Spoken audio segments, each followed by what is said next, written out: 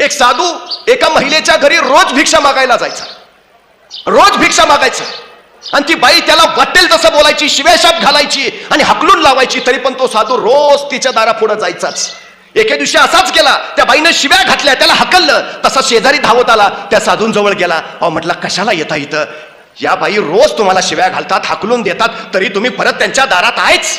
साधू म्हटला, हे बघ, मला काही मिळावं म्हणून मी त्यांच्या दारात येत नाही, तर त्यांना काहीतरी देण्याची सवय लागावी म्हणून त्यांच्या दारापुढे येतो. आज ना उद्या तरी त्या कंटाळतील, वैतागून शिव्या घालत का होईना काहीतरी मला देतील, मला हवाय म्हणून नव्हे, त्यांना द्यायची सवय लागावी म्हणून येतोय.